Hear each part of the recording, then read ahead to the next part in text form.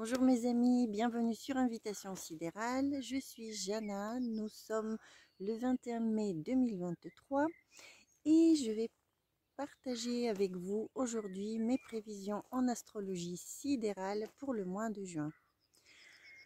Alors avant de commencer, comme la vidéo s'annonce un peu longue, un peu chargée ce mois-ci, je vais vous dire quel est le plan de la vidéo, comme ça vous pouvez vous repérer et aller directement au sujet qui vous intéresse si besoin.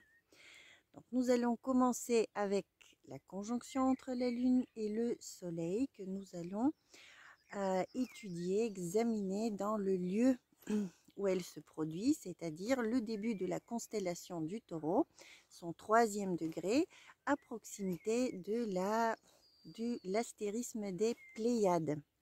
Les Pléiades exercent en effet une très forte influence sur cette nouvelle lunaison. Je vais observer la position, pareil, par signe dans le ciel du premier croissant lunaire qui a eu lieu hier soir, le 20 mai, et qui s'est produit en conjonction avec l'étoile fixe Aldébaran. Donc, vous allez en savoir plus sur cette étoile. En 3e lieu, nous allons nous attarder sur l'apparition héliaque, le lever héliaque de Jupiter qui est devenu visible dans le ciel après sa conjonction avec le Soleil pour la première fois ce matin pour la France. C'est une influence très importante, donc qui aura également un fort impact sur le mois. Et en 4e lieu, je vais faire un déroulé du mois lunaire pour vous indiquer les dates et les influences importantes un peu plus en détail. Donc, avant de commencer véritablement, de rentrer dans le sujet, j'aimerais aussi vous annoncer que je viens d'ouvrir ma page Tipeee pour recevoir votre soutien financier pour que cette chaîne puisse se développer. Vous le savez bien maintenant, beaucoup de gens le disent sur YouTube, une vidéo prend énormément de temps. Là, je suis à mon 4e jour de travail. Ce ne sont que les ressources en temps que j'ai données. Sans parler du fait qu'un peu plus de matériel pourrait permettre des montages, un meilleur son, une meilleure image, etc., etc. Donc, je vais compter sur votre soutien. Tout est mis dans la description pour aller sur la page Tipeee.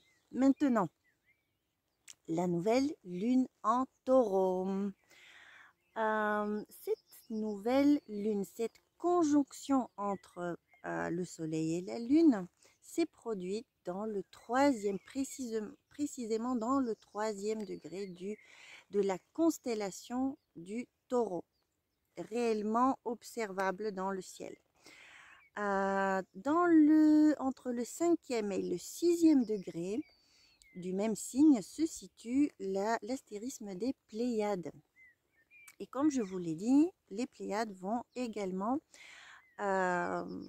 exercer une très forte influence sur la lunaison. Mais tout d'abord, qu'est-ce que le Taureau? Commençons par la chose la plus simple. Le Taureau est un signe gouverné par Vénus et qui est en lien avec l'abondance, avec les plaisirs, avec le sentiment de bien-être que procure Vénus, y compris l'abondance matérielle et disons, les produits de luxe en général. La Lune est exaltée dans ce signe, d'où également cette connotation fertile de ce signe, qui est en lien avec les déesses aussi antiques de la Lune. Dans les mythologies. Nous allons observer ceci de près un peu plus tard. Donc d'une part, nous avons une forte influence vénusienne, donc de plaisir, de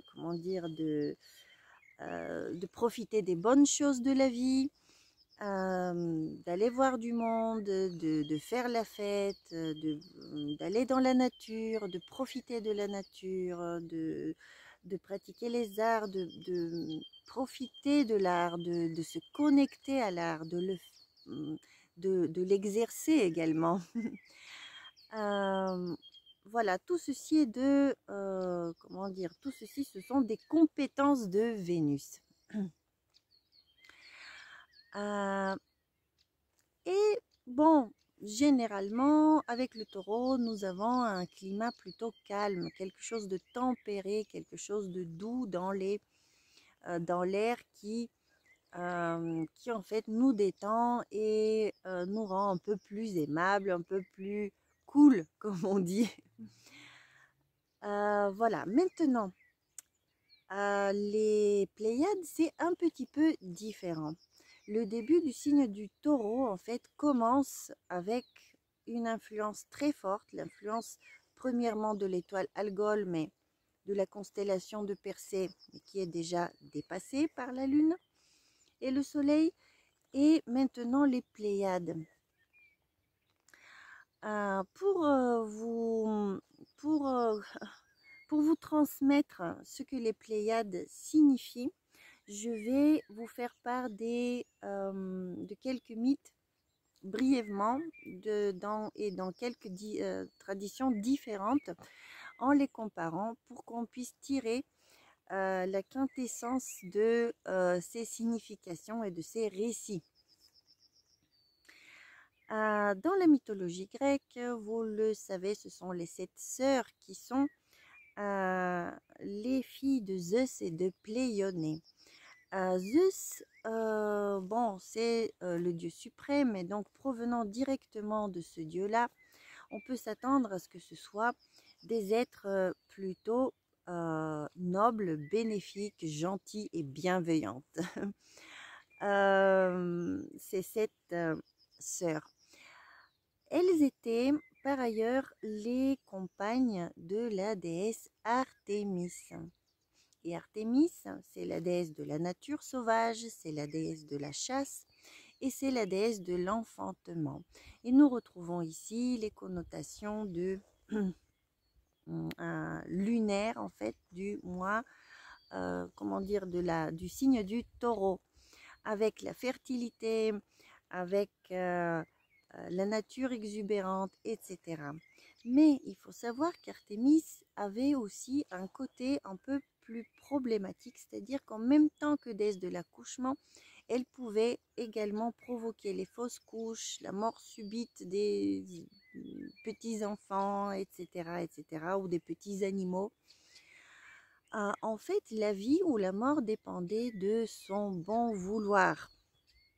Et nous retrouvons ici la nature dans sa dimension aussi un peu implacable, c'est-à-dire que toute nouvelle vie est accompagnée également d'un processus de sélection naturelle. Pour ceux qui, parmi vous qui aiment les chats et qui ont eu des petits chatons, vous savez bien que si vous laissez ces chatons dehors, très peu de ces chatons vont survivre en fait. Il y a une sélection naturelle qui s'opère et ces pertes de petits bébés pourraient se faire par différents moyens, soit par la maladie, soit par un prédateur,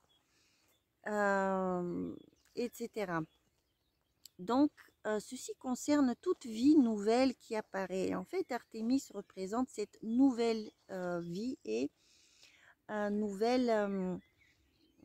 et le premier test de viabilité des choses. Donc, voilà l'entrée de la constellation du Taureau avec déjà un premier test. Puis les Pléiades, en fait, parmi elles, l'étoile la plus brillante et du coup la Pléiade la plus, comment dire, éminente est Maïa. Et Maïa, elle a donné naissance à Hermès. Hermès, c'est le dieu de l'astrologie, c'est Mercure, mais c'est l'être qui nous a donné les lois hermétiques et grâce auxquelles nous pouvons pratiquer l'astrologie. C'est celui qui connaissait le lien entre le haut et le bas, le ciel et la terre. Et donc, nous pouvons tirer de ce lien l'idée que les Pléiades, en fait, sont fortement reliées au savoir occulte et aux forces magiques, puisque Hermès est justement ceci, un mage. Ça, c'est pour la mythologie grecque. Après, en Inde, en astrologie védique, ici, dans cette zone du zodiaque, se trouve la nakshatra appelée Kritika. Et les Kritikas sont 7 femmes, à nouveau, qui sont les femmes des 7 rishis ou des 7 grands savants. Qui avaient également ces dons de voyance et de connexion entre les mondes. Donc vous voyez à nouveau qu'il y a un lien magique. C'est la, comment dire, c'est la contrepartie féminine du savoir magique et occulte. Tout comme on retrouve la trace dans le mythe grec. Après, les significations de cette nakshatra dans l'astrologie védique est, comme le porte bien son nom, Kritika, ça signifie des personnes qui peuvent être aussi très critiques. Ce sont des personnes qui peuvent être aussi très dans le jugement, avoir un esprit très aiguisé, la parole très aiguisée, être très loquace, avoir la contrepartie, etc. Mais qui pourrait pécher par acte de jugement. Alors, à surveiller. Le fait que la nouvelle lune se produise dans cet endroit-là du zodiaque nous donne un premier indice des comportements qui pourraient arriver par la suite, qui pourraient se développer dans le mois. Donc nous avons cette tendance à la critique et au jugement, mais également une forte intelligence avec Kritika. Et puis à nouveau le lien avec l'occulte. Et puis quand nous arrivons à la mythologie mésopotamienne et plus particulièrement à Babylone avec l'épopée d'Héra. Héra, c'est l'équivalent de Mars en fait. Nous voyons que il y avait 7 démons qui accompagnaient Mars dans ces guerres les plus sanglantes, les Sibitu. Et les Sibitu représentaient en fait des êtres masculins et démoniaques. C'était en effet la manière dont les Babyloniens voyaient les Pléiades. Les Pléiades étaient également, ou Sibitu, étaient également enfants d'Ishkara.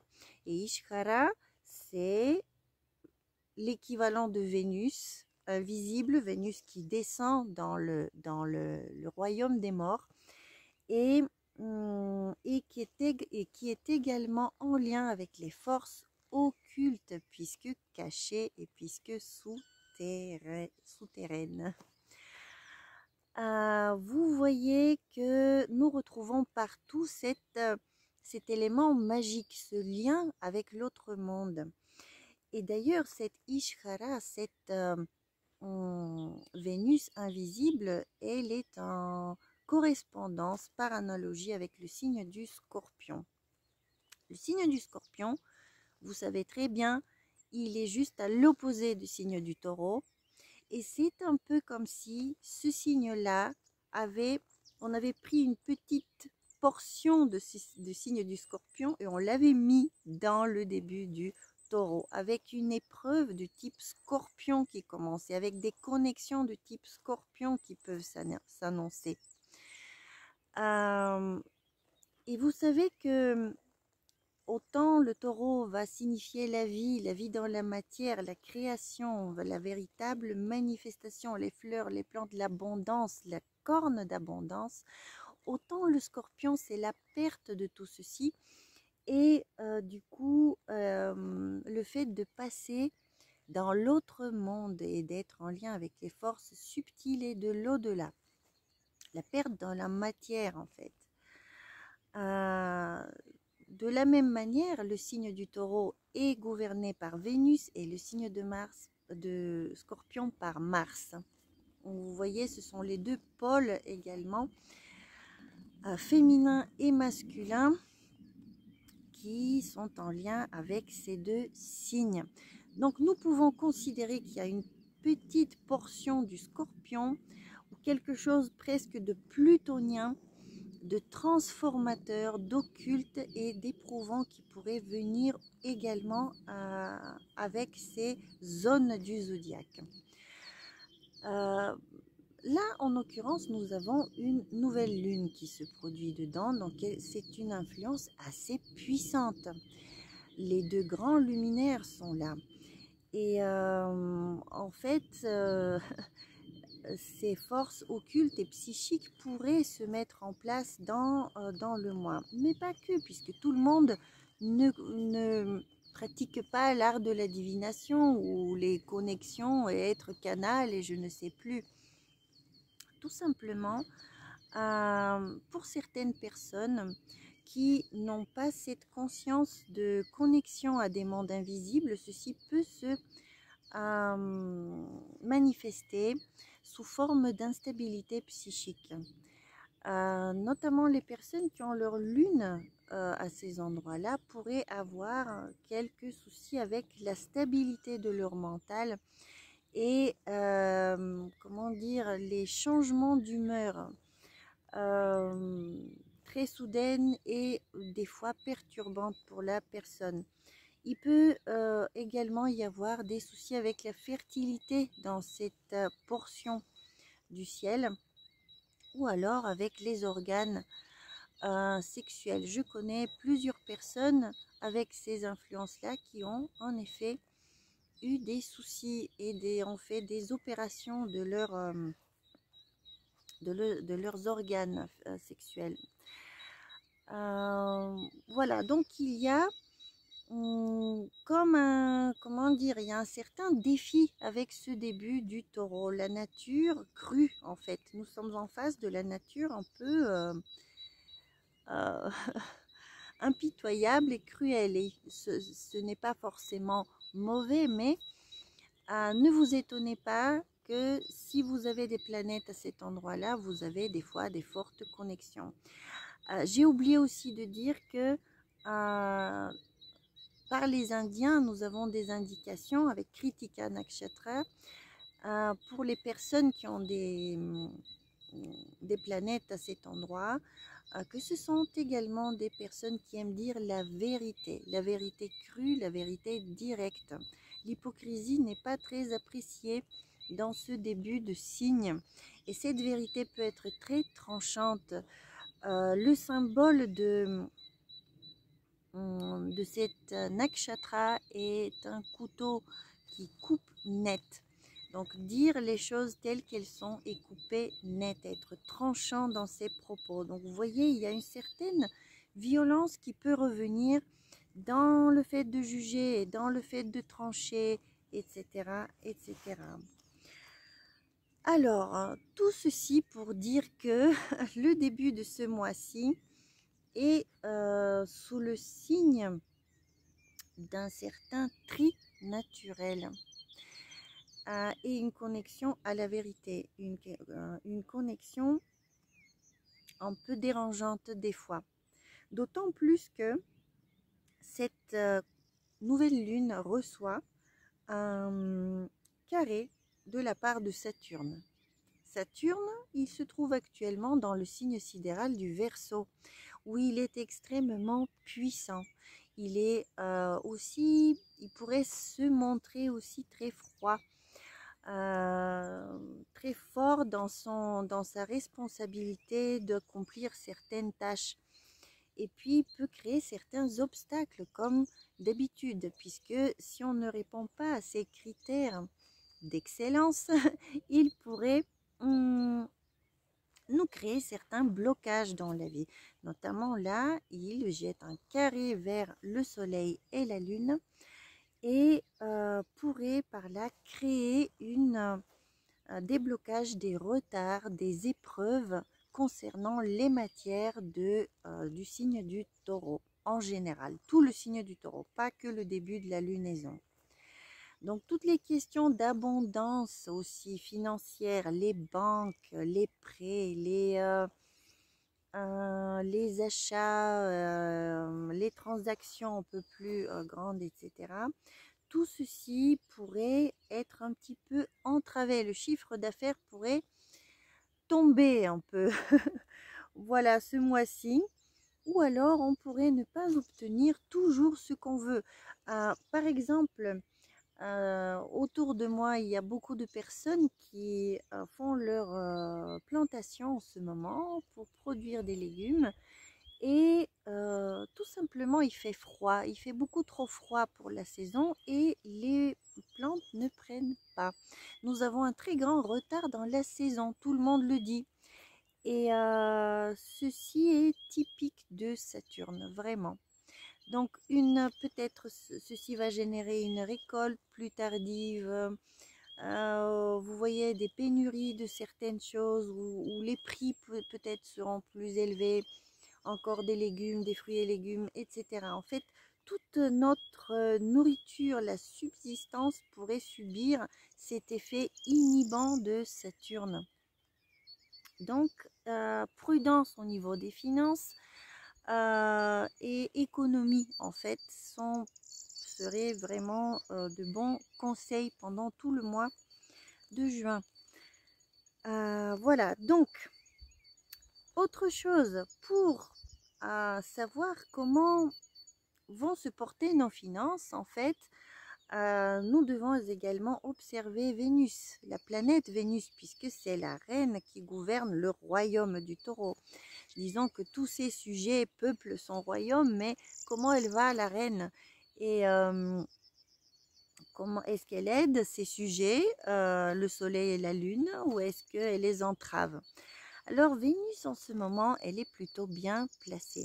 Elle est visible dans le ciel, elle est très brillante. Elle se trouve dans le signe sidéral des Gémeaux et par là nous pousse à beaucoup d'interactions sociales. Nous pouvons avoir un grand plaisir à aller à des réunions, à des fêtes, à sortir, à communiquer, etc. À poster nos photos en toute beauté sur les réseaux sociaux, etc., etc. Vénus reçoit un trigone de la part de Saturne qui la calme un peu, qui à nouveau l'aide à faire ce tri sélectif dont on parlait au début, à peut-être mettre des limites dans les interactions, à aller à l'essentiel, à ne pas être trop exubérant, à ne pas perdre trop de temps. Ce que Vénus pourrait bien faire dans des bavardages ou dans des discussions avec les copines au téléphone, que moi je peux des fois mener pendant des heures. Arrive Saturne et dit: la montre, ma cocotte, il faut que tu il faut que tu ailles travailler. Donc il y a cette mesure à avoir dans les échanges qui peuvent être très agréables. D'autant plus que Vénus reçoit également un sextile de la part de Jupiter qui est très exubérant en ce moment, qui est très spontané dans le signe du Bélier sidéral et qui pourrait nous donner envie tout simplement d'aller avec des amis et sur un coup de tête, de profiter de nos échanges. Beaucoup aussi avec des personnes jeunes, puisque Vénus en Gémeaux signifie des contacts avec vraiment une grande variété de personnes et puis des personnes jeunes. Quelque chose de bariolé et de frais qui pourrait venir dans nos vies. Donc, cette reine du taureau, elle va plutôt bien. Vous voyez, elle n'est pas elle n'est pas fortement brimée par Saturne et du coup radoucit les influences précédentes. Donc bon, tout n'est pas tout rose au niveau des finances et de l'abondance promise par la saison, mais bon, ce n'est pas non plus une grande catastrophe. Il faut juste savoir que ce Saturne qui est en Verseau, il y reste pendant 2 ans et c'est une influence très importante. Et je vous conseille d'aller voir ou revoir ma vidéo spéciale que j'ai fait pour Saturne en Verseau pour bien comprendre comment satisfaire les exigences de ce maître très sévère mais qui nous pousse vers l'excellence. Saturne. Voilà, alors maintenant, donc les thèmes principaux du mois sont l'abondance, la fertilité, les finances.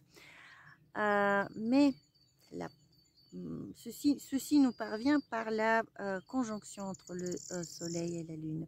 Maintenant, comment s'est passé le premier croissant lunaire, puisque c'est à l'apparition du premier croissant lunaire que véritablement la lune commence à féconder comment dire, les étoiles et à transmettre leur énergie vers nous, puisqu'on commence à la voir. En fait, elle commence à arriver à nos yeux et à notre conscience. Elle s'incarne dans ce monde. Et le degré où elle s'incarne pour la première fois représente un petit peu sa naissance au monde. Vous voyez, la nouvelle lune, c'est sa conception. Et le premier croissant, c'est sa véritable naissance.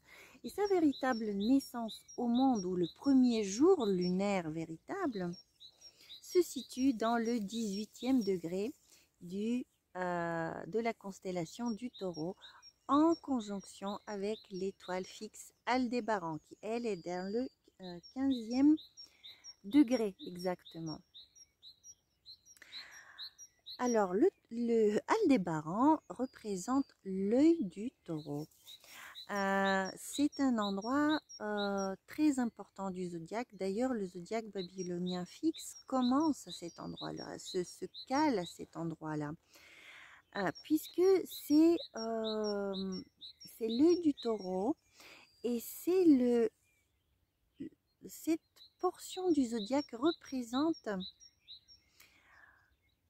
l'œil divin qui observe et la création, en fait, la création, Dieu créateur, le Dieu créateur, puisque nous sommes dans la création matérielle.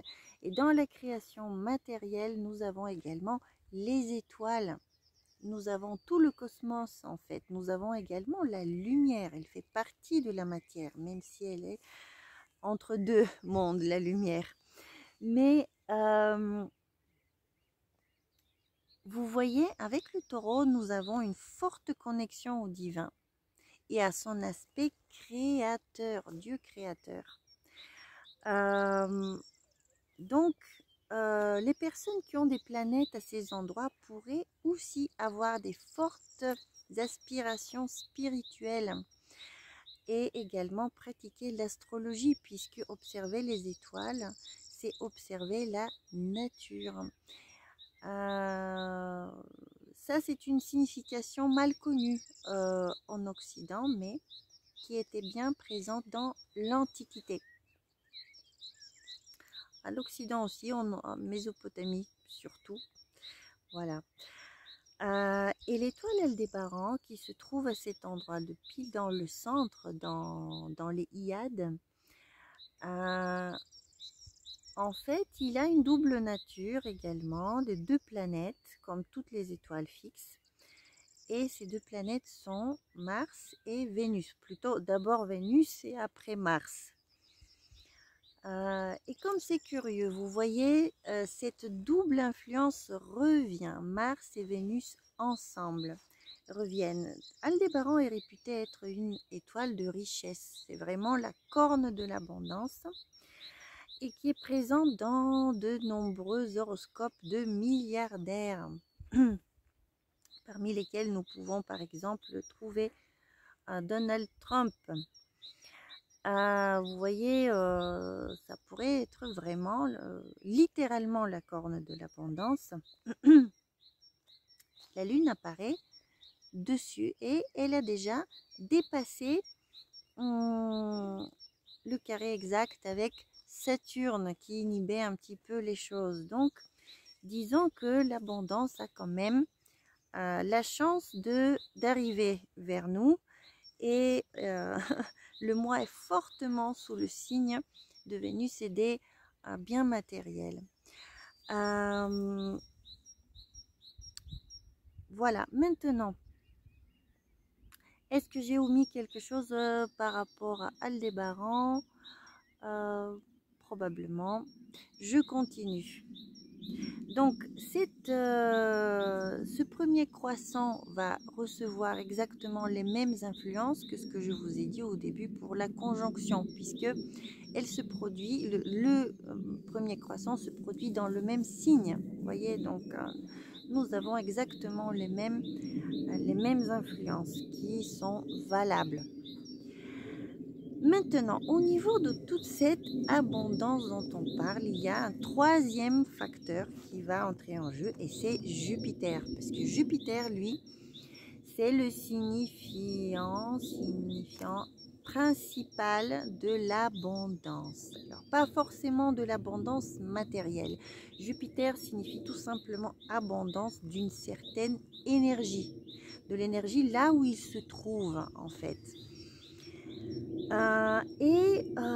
Actuellement, Jupiter se trouve dans le signe sidéral du Bélier.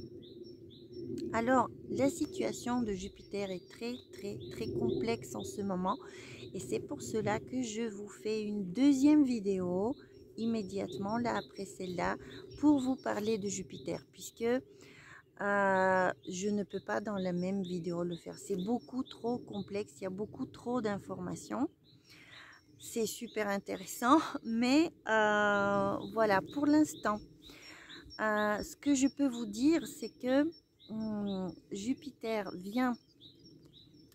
est rentré dans le signe sidéral du Bélier il y a 1 ou 2 semaines, je ne sais plus, vous verrez en description la date exacte. Et puis, il a participé à une éclipse solaire, puis lunaire, et maintenant il est devenu visible. C'est-à-dire que pendant toutes les influences précédentes, il était encore invisible. On ne pouvait pas l'observer à l'œil nu. Il sortait de sa conjonction avec le soleil, il baignait encore dans l'aura du soleil.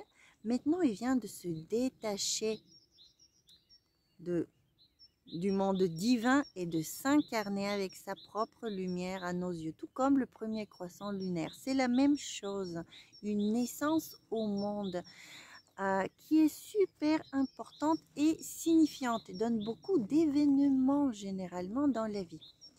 Et donc avec Jupiter, évidemment, c'est quelque chose de bon, d'agréable qui nous arrive d'une énergie d'expansion qui vient de se mettre en place. Et cette expansion, elle ne se produit pas juste pendant un jour, puisque Jupiter s'est montré ce matin à l'horizon est, en précédant le soleil, avant le lever du soleil. Donc, ce n'est pas juste à ce moment-là qu'il est actif. Il était actif 7 jours avant et il le sera pendant encore 7 jours. Et ce n'est pas pour rien. Cette connaissance également, elle nous vient de l'Antiquité et c'est une des notions oubliées en fait que les astrologues n'utilisent plus alors qu'elle est absolument géniale en pronostic. Voilà, quand il y a Jupiter qui se montre, en fait, il y a une expansion d'énergie. Et c'est un moment très fort, jupitérien. D'ailleurs, ceci joue souvent sur le climat. Le temps peut se réchauffer. Surtout quand Jupiter se trouve dans un signe de feu qui est le Bélier. Vous voyez, le temps se réchauffe d'un coup, alors que jusqu'à présent, nous étions fortement sous l'influence de Saturne et j'en avais parlé dans mes vidéos précédentes. Un printemps plutôt froid. Nous avons eu du retard et du froid. Du retard au niveau des plantations, je voulais dire. Voilà, maintenant avec ce Jupiter tout feu tout flamme, qu'est-ce qu'il va exacerber tellement?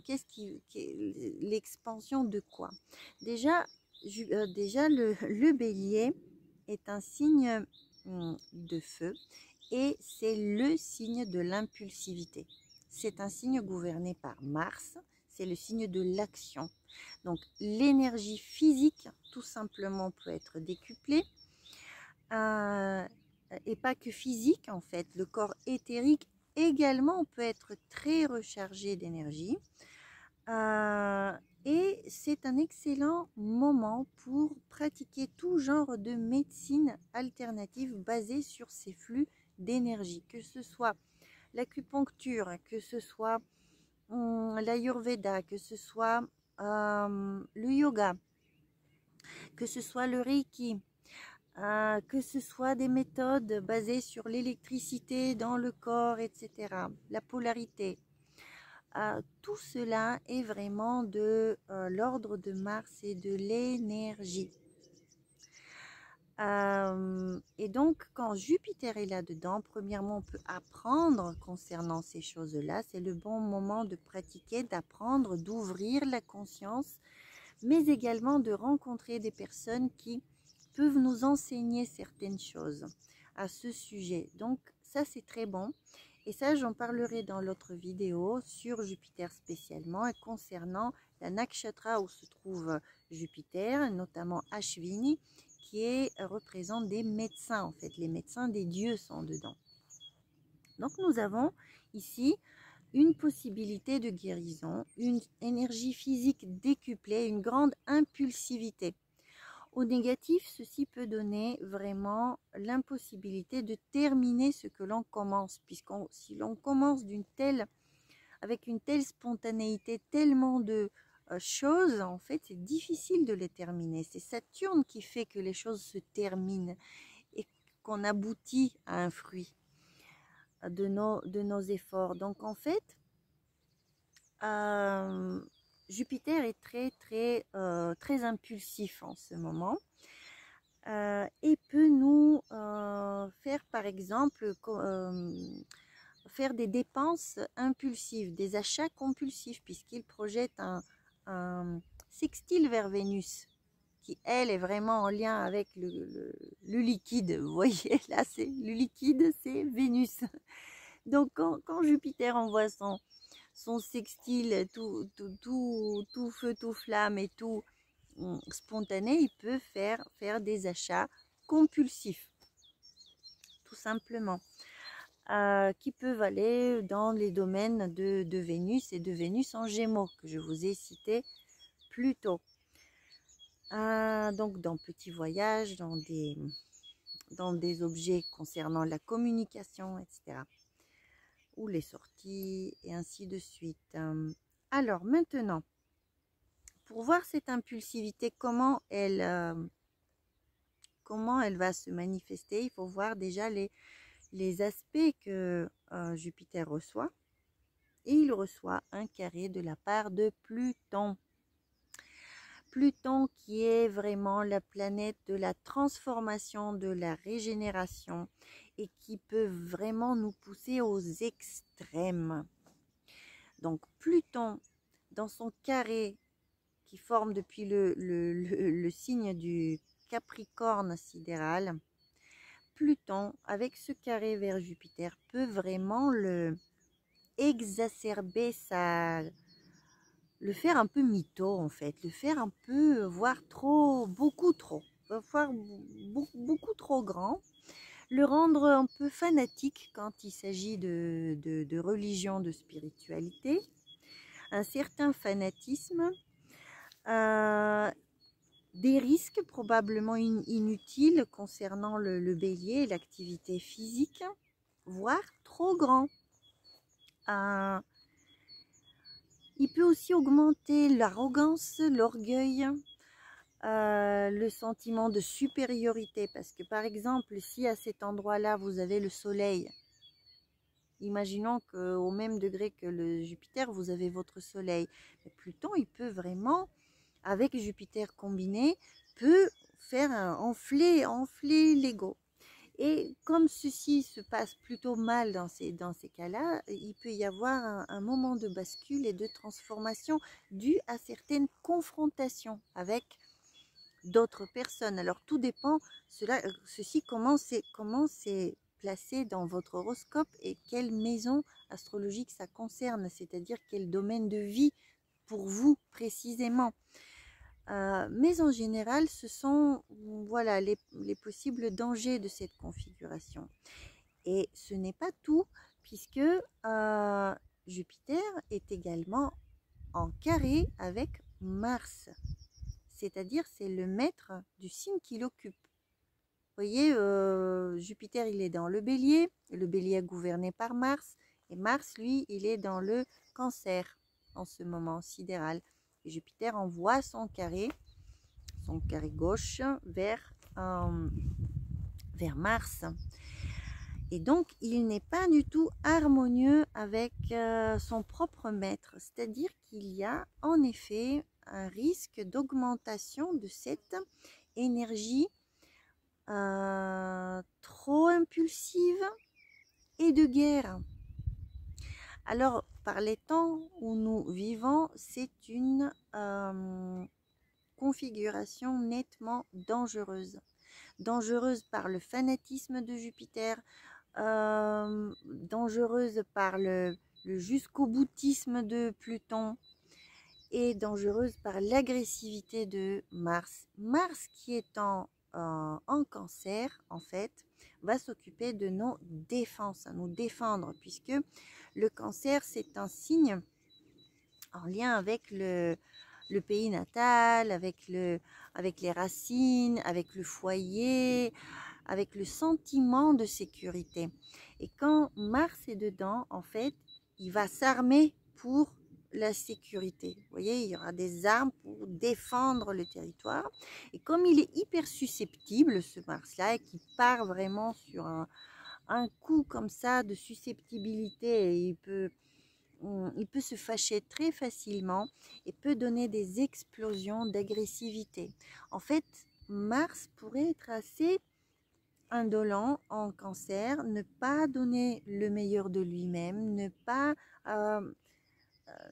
pas fournir l'énergie physique nécessaire et la fournir mal quand il la fournit, vous voyez, et de manière tordue, puisque ça prend, comment dire, il prend avec lui beaucoup d'émotionnel, beaucoup d'émotions sont mélangées à son action. Ses motivations sont émotionnelles. Et donc, ça peut virer mal. Dans les pires des cas, Mars peut donner des criminels carrément quand il y a des mauvaises configurations. Ce sont des personnes qui ne respectent pas la loi, puisque Mars, il suit la loi, c'est le soldat qui suit les ordres. Et là, ben non, il désobéit, il fait des... Vous pouvez avoir des parties réfractaires de l'armée, voilà, des choses comme ça. J'essaye d'imaginer. Mais si vous voulez cette grande configuration entre Pluton, Jupiter et Mars est extrêmement inflammable et il faut à tout prix essayer de garder son calme en ce moment, surtout pour les relations personnelles. Alors c'est une chose la guerre dans le monde, mais cette guerre dans le monde, elle peut être aussi présente dans nos propres vies et ça pourrait tourner très très mal. Donc c'est quelque chose vraiment à travailler pendant ce mois-ci. D'autant plus que quand arrivera la pleine lune, ces influences seront ravivées. Vous allez voir pourquoi. Puisque maintenant, je vais passer au déroulé du mois pour vous pour vous dire jour par jour ce qui va se produire à peu près. Là, j'ai besoin de mes notes parce que il y a beaucoup de détails. Donc, nous avons parlé du début de la lunaison avec la lune en taureau.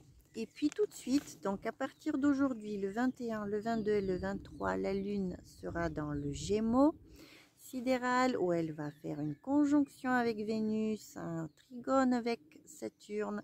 Et c'est une influence plutôt paisible, tranquille, agréable, dont on peut profiter pour et pour nos finances et pour nos interactions agréables avec des gens. Mais le 24, le 25 et le 26, les choses changent puisque la lune passe dans le cancer et là elle va activer, elle va féconder Mars dont je viens de vous parler.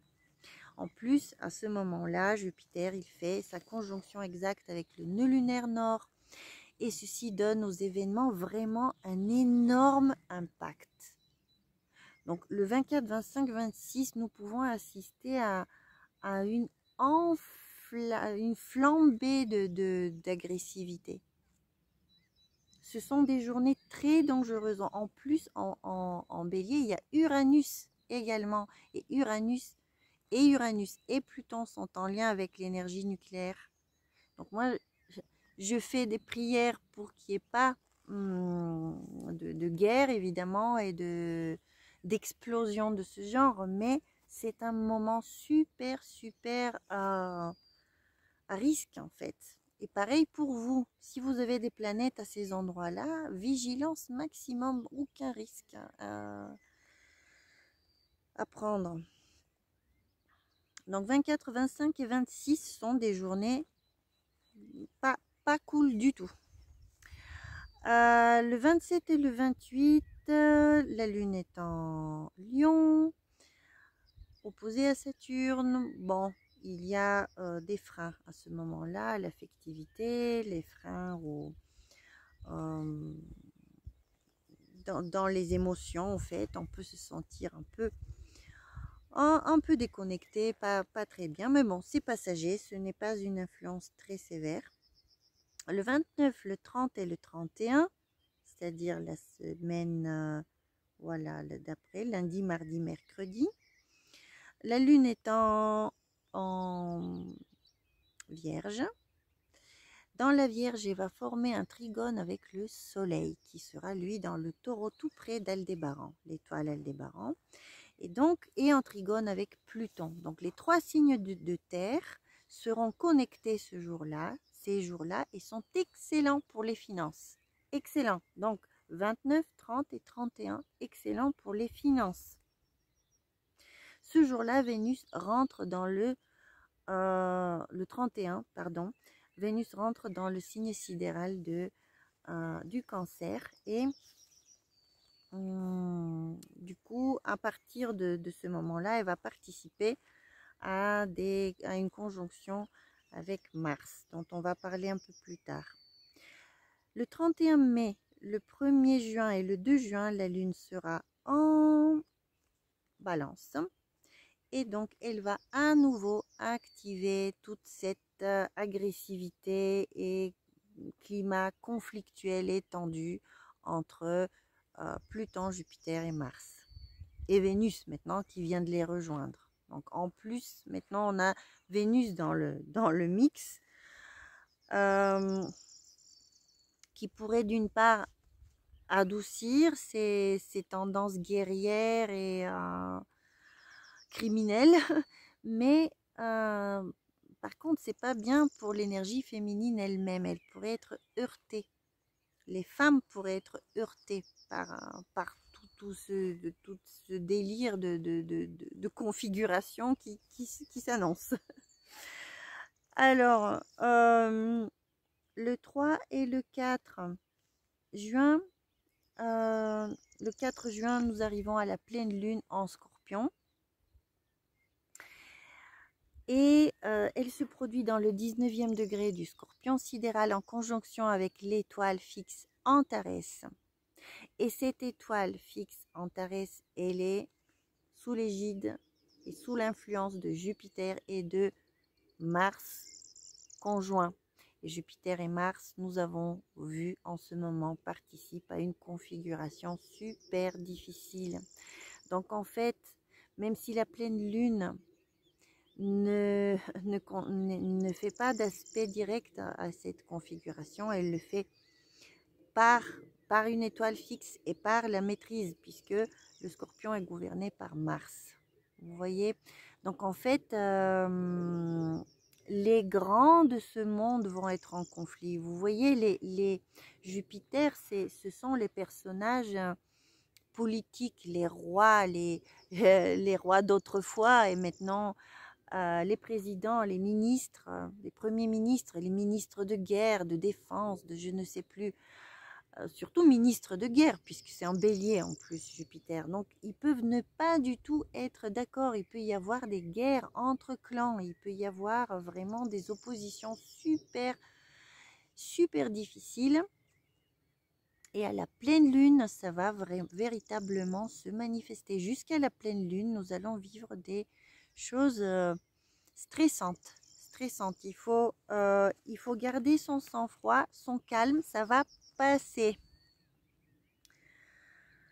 Voilà, après la pleine lune, les choses commencent à se calmer.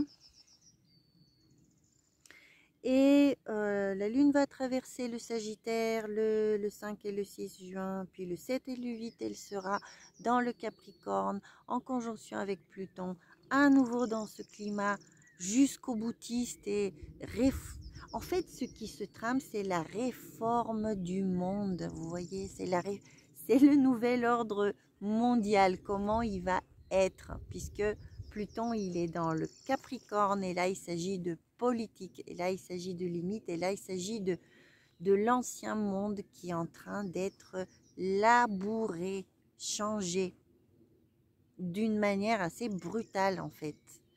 Mais ça va se passer, ça va se faire. Ça va se faire. La réforme mondiale est en cours. Le monde change. Donc, nous allons le vivre collectivement. Ce mois-ci, il y aura des événements de cet ordre grand comme ça. Et à la fois, personnellement, si nous avons des planètes personnelles à ces endroits-là. Le 9 et le 10 juin, la Lune va passer dans la constellation du Verseau. Elle sera en conjonction avec Saturne, donc morose, un peu déprimée, et il faudra faire les choses qu'on n'aime pas faire. Vous voyez, écrire aux administrations, envoyer à tel, on a oublié de faire tel papier. En gros, ce sont les obligations que nous avons qui doivent être honorées pendant ces jours-là. Pas trop émotionnel, plutôt pratique, pragmatique, faire ce qu'il faut faire. Se contraindre un peu soi-même pour le faire. Et puis le 11 et le 12, la Lune est en Poisson, elle sera en conjonction avec Neptune. C'est le moment de se reposer, c'est le moment d'aller à l'océan, c'est le moment de méditer, c'est le moment de rêver, c'est le moment de créer, de se détendre par la peinture, par la musique. Voilà, Neptune en Poisson. Le 13, le 14 et le 15, la Lune va traverser le signe du Bélier. Là, elle va à nouveau réactiver tout notre petit monde de notre jolie configuration stressante, avec y compris Uranus dedans. Et heureusement, c'est la fin de cycle. Vous voyez, là, la Lune est déjà épuisée. Les fruits ont déjà été cueillis de la lunaison. On est à la toute fin. Il faut lâcher prise sur ces sujets-là, sur ces mêmes sujets-là qui ont été activés au départ. Il faudra maintenant, à présent, lâcher prise. Puis, le 16 et le 17, la Lune sera dans le Taureau. où elle va retrouver Mercure, qui entre-temps sera entré dans le taureau sidéral et qui sera dans les Pléiades aussi. Donc, Hermès sera un petit peu chez lui, en fait, à cet endroit-là. Et la Lune viendra activer, bon, activer les énergies des Pléiades à nouveau, mais en fin de cycle. Donc, vous pouvez observer la différence dans ses influences au début du cycle et en fin de cycle. Le 17 et le 17 juin, le soleil passe dans les Gémeaux et se prépare pour sa nouvelle lunaison. Voilà, pour vraiment mieux comprendre les enjeux de cette configuration stressante dont je viens de vous parler, je vous invite vraiment à venir voir ma deuxième vidéo d'aujourd'hui qui concerne Jupiter et son apparition dans le ciel, son lever héliaque d'aujourd'hui pour la France, puisque ce n'est pas le même jour pour tous les pays. Avec ceci, j'espère vous avoir été utile. Merci de penser à mon Tipeee pour que je continue à améliorer mon contenu et à vous en donner plus. Voilà, merci, portez-vous bien, à bientôt.